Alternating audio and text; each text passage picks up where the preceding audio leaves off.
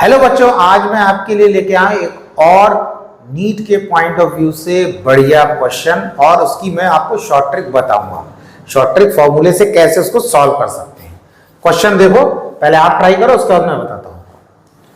To form a composite 16 microfarad 1000 volt capacitor from a supply of identical capacitor marked 8 microfarad 250 volt we requires a minimum number of capacitor.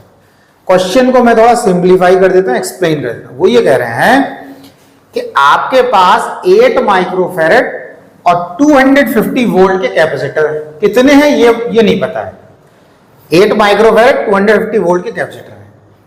आपको उसको connect किससे करना है? एक ऐसी supply जिसके voltage है 1000 वोल्ट। सप्लाई कितनी है? 1000 वोल्ट की सप्लाई। और इनको ऐसे अरेंज करना है इन कैपेसिटर्स को कि इनका जो टोटल कैपेसिटेंस हो जाए वो टोटल कैपेसिटेंस हो जाए 16 माइक्रोफैरड। अब 2 पॉइंट है इसमें।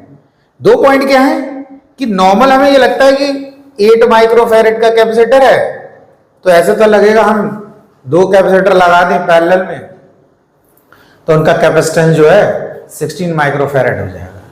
लेकिन यहां ये समझना है कि यहां 2 कैपेसिटर अगर आपने पैरेलल में लगा दिए तो उनका कैपेसिटेंस तो 16 माइक्रोफैरड हो जाएगा, लेकिन उसके वोल्टेज जो हैं वो 250 वोल्ट ही रहेंगे। सप्लाई कितने से कनेक्ट करना है? 1000 वोल्ट से। तो उस समय क्या होगा, अगर आपने 2 कैपेसिटर 8 माइक्रोफैरड के पैरेलल में लगा दिए तो कैपेसिटेंस हो गया आपका 16 माइक्रोफैरड, लेकिन पोटेंशियल नहीं हो पाएगा। आप 1000 वोल्ट की सप्लाई से लगाओगे वो कैपेसिटर बस्ट हो जाएंगे।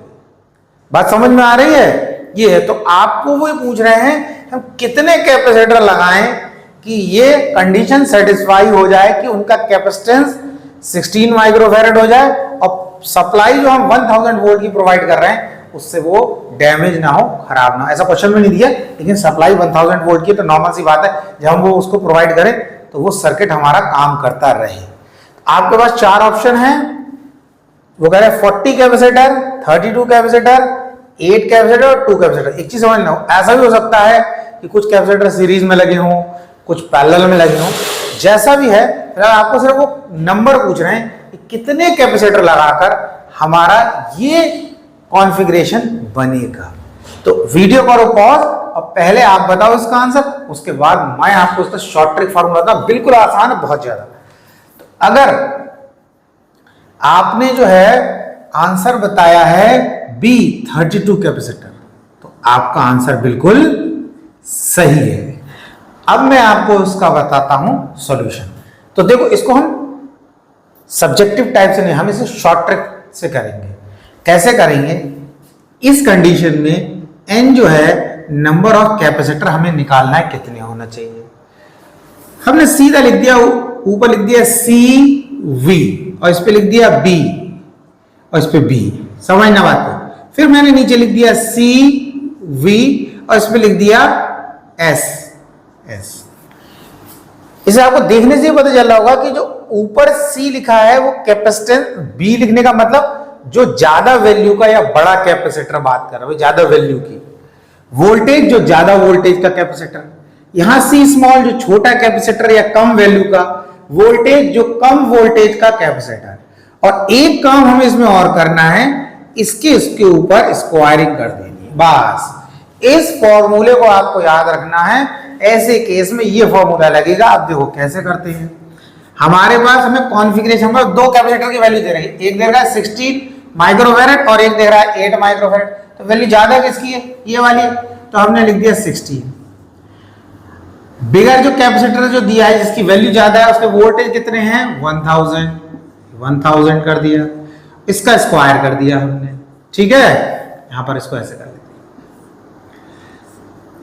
उसके बाद जो छोटा कैपेसिटर है वो कितनी वैल्यू का, जो हमें गिवन कैपेसिटर दे रखा है 8 माइक्रोफैरड, हमने 8 माइक्रोफैरड लिख दिया।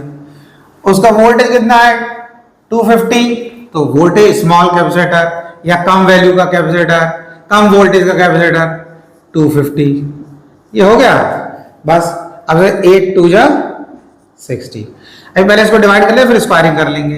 तो 250 दे रखा, 250 4 जा तो ये क्या हो जाएगा हमारे पास 2 इंटू 4 का स्क्वायर है तो क्या हो जाएगा 16 और ये कितना आ गया 32। यानी कि टोटल हमें क्या करना है 32 कैपेसिटर चाहिए।